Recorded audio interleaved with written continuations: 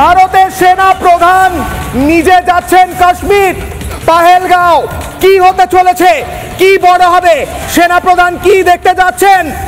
Big breaking এই মুহূর্তে, কিশোরায় অগ্নিবাণে big breaking. Pahalgam যাচ্ছেন ভারতের সেনা প্রধান, ঘটনাস্থল পরিদর্শন করবেন।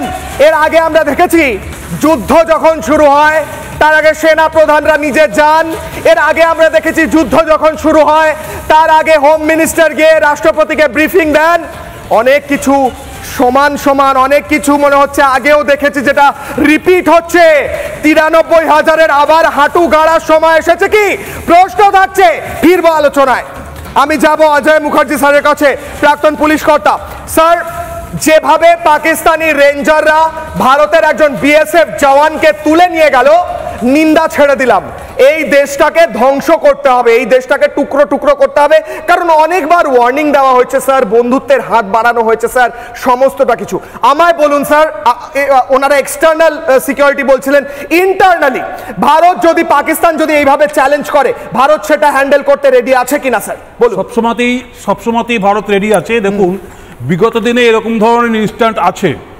ওই এয়ারফোর্সের যারা বলতে পারবেন, এয়ারফোর্সের অভিনন্দন বর্তমান, তিনাকে ওই পাকিস্তান সোলজাররা আটক করেছিল, কিন্তু পাকিস্তানের ক্ষমতা হয়নি তার ওপর কোনো রকমভাবে চরম আঘাত আনতে। এ ক্ষমতা হয়নি একমাত্র ভারতের শক্তির কাছে, আদারওয়াইজ ওকে ছাড়তো না।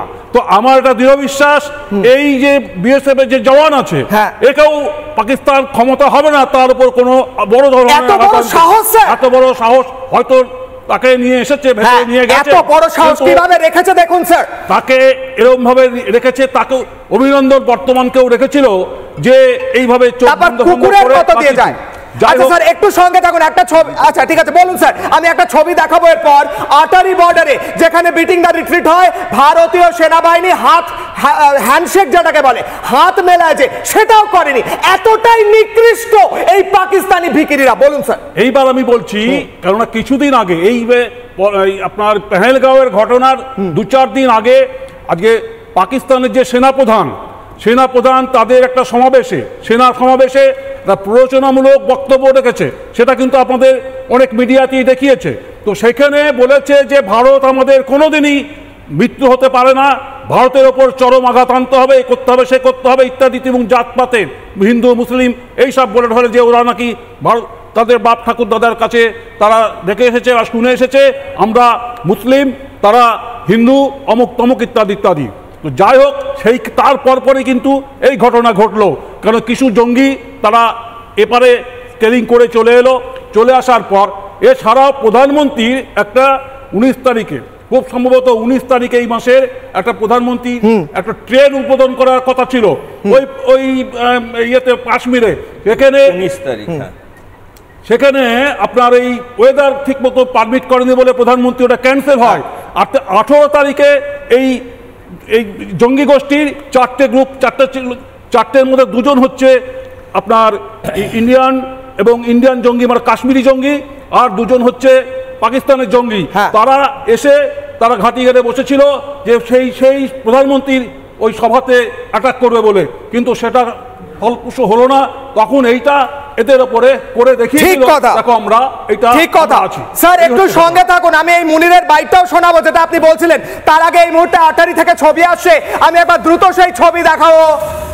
কাশ্মীরে হামলার পরে আটারি সীমান্তে বিটিং দ্য রিট্রিট, গেট বন্ধ হয়ে গিয়েছে। আজ হ্যান্ডশেক হয়নি, কোন রকম ভাবে হাত মেলানো হবে না এই জানোয়ারদের সঙ্গে। এই জানোয়ারদের মতোই ট্রিট করা হবে। পাকিস্তানি জানোয়ার যারা রয়েছে, সন্ত্রাসবাদী যারা রয়েছে এবং তাদের সমর্থক যারা রয়েছে, তাদেরকে কোনোভাবে হাত মেলানো হবে না। তাদের জায়গা নিচে, তাদের জায়গা এই মুহূর্তে খান হয়ে টুকরো হবে একটা দেশ। কারণ কফিনে শেষ পেরেক পুঁতেছিল। আমরা শুনবো যে বক্তব্যের কথা স্যার বলছিলেন।